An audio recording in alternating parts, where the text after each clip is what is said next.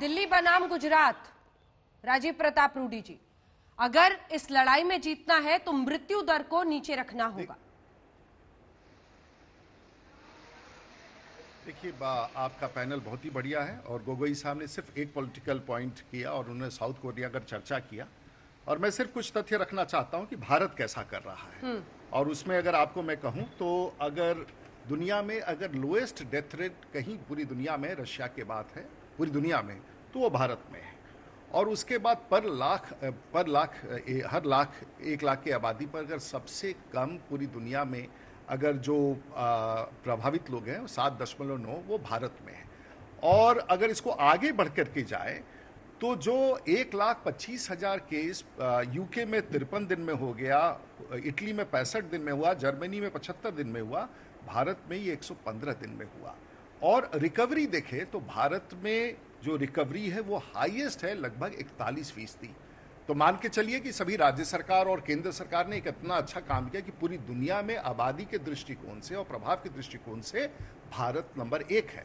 तो इसका श्रेय हम देश के प्रधानमंत्री को देंगे। हाँ, अब राजनीति जरूर आएगा। हमारे साथ संजय झा बैठे हुए हैं जो बिहार सरकार में वरिष्ठ मंत्री हैं। इन लोगों ने कोई क्रेडिट लेने का कोशिश नहीं किया। दिल्ली में कोई कोविड पेशेंट बाहर से नहीं आ रहा है, गुजरात में भी नहीं आ रहा होगा, लेकिन बिहार में कोविड पेशेंट आ रहा है। और उसके कारण भी अगर डेथ रेट देखा जाए तो बिहार का सबसे कम है। तो सबसे बड़ा स्टेट्समैन। और देखिए, अगर पूरे देश में अगर माइग्रेंट्स के बारे में चर्चा हो रहा है तो बिहार के हमारे भाई हैं जो आ रहे हैं, जिसके बारे में दूसरे लोग आंसू बहा रहे हैं, जिनको उनसे आमदनी करना है, जिनसे कमाना है, वो उसके आंसू नहीं बहा रहा है। तो भारत का परफॉर्मेंस नंबर 1 है। और वैसे परफॉर्मेंस में ये ठीक है, गौरव चड्ढा जी का टारगेट, बाकी तो सब कुछ ठीक कह गए, लेकिन ये अपने आप को सिद्ध करना चाहते हैं कि ये गुजरात से बेटर है। देश कहाँ है इसके बारे में इनकी चिंता नहीं है। स्वाभाविक है, इनको दिल्ली की चिंता रहती है और दिल्ली की बात करते हैं, और गुजरात की तुलना करके दिल्ली और देश को लाना ये उचित नहीं है। तो मोटे तौर से भारत की स्थिति बहुत अच्छी है।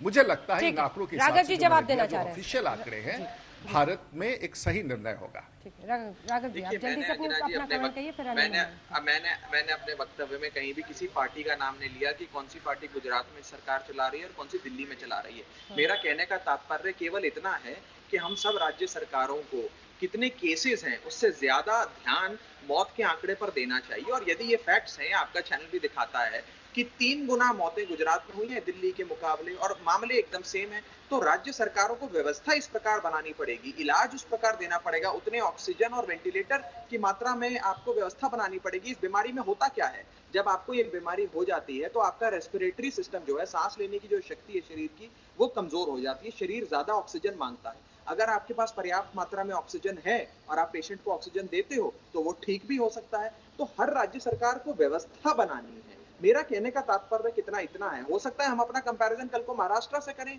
या हो सकता है केरल से करें। इसका ये मतलब नहीं है कि हम भारतीय जनता पार्टी से कुछ वो कर रहे हैं। हम तो पहले दिन से ये कह रहे हैं कि एक ऐसी जंग है जिसमें देश को एकजुट होकर लड़ना होगा। हम दिल्ली की में राज्य सरकार चलाते हैं तो दिल्ली की बात कर रहे हैं, बल्कि आपने देखा होगा कि राजनीतिक मतभेद भारतीय जनता पार्टी से यदि सबसे ज्यादा किसी राजनीतिक दल के इस देश में है तो वो आम आदमी पार्टी के। लेकिन फिर भी ये एक महामारी का दौर है, और इस महामारी के दौर में माननीय मुख्यमंत्री जी और प्रधानमंत्री जी साथ मिलकर देशवासियों के साथ खड़े होकर इस जंग में लड़ाई लड़ रहे हैं।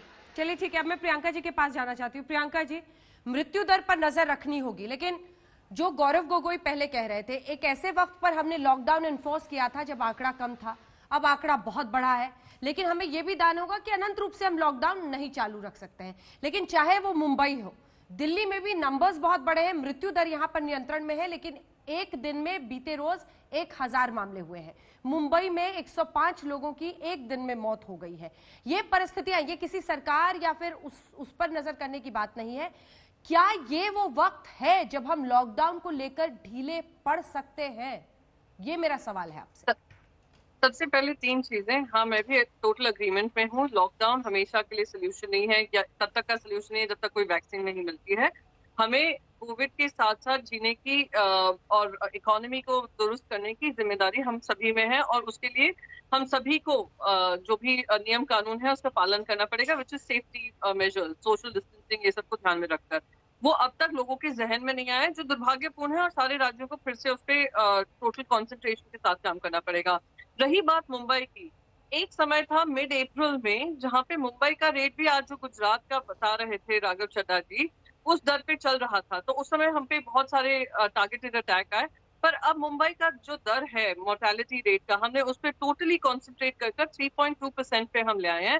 और by next week we are aiming at bringing it below national average also, कि 2.8 तक आ जाए। तो जो बार बार हम कह रहे हैं कि नंबर्स से नहीं डरना है, कि इतने सारे नंबर्स महाराष्ट्र से आ रहे हैं, 1/3 केसेस महाराष्ट्र से आ रहे हैं, हमें ये देखना है कि टारगेटेड आइडेंटिफिकेशन आइसोलेशन के बाद हम अपने लोगों को बचा पा रहे हैं कि नहीं, और उसमें मुंबई सक्षम रहा है। आप धारावी को ले लीजिए, और सबसे डेंसली पॉपुलेटेड सिटी होने के नाते और स्टेट में लोगों की माइग्रेंट पॉपुलेशन भी होने के नाते अगर आप देखेंगे तो कंटेनमेंट जो स्ट्रैटेजी रही है वो सक्सेस दिखा रही है, जहां पे डबलिंग रेट चेंज हुआ है, नेशनल एवरेज से ज्यादा है। और आप अगर मोर्टेलिटी रेट देखते हैं, we are aiming to bring it below the national average. तो आई थिंक उसी में एक सरकार की स्ट्रैटेजी जो ट्रेसिंग, ट्रैकिंग एंड ट्रीटिंग है, वो सामने साबित होती है। पर अगेन आई वुड अग्री कि हमें आगे बढ़ते हुए एक फेज वाइज मैनर में लॉकडाउन को भी हटाना जरूरी है। वो तभी आ सकता है जब लोगों में हम कॉन्फिडेंस ला सकें और लोगों को खुद को उनकी जिम्मेदारियां समझा सकें।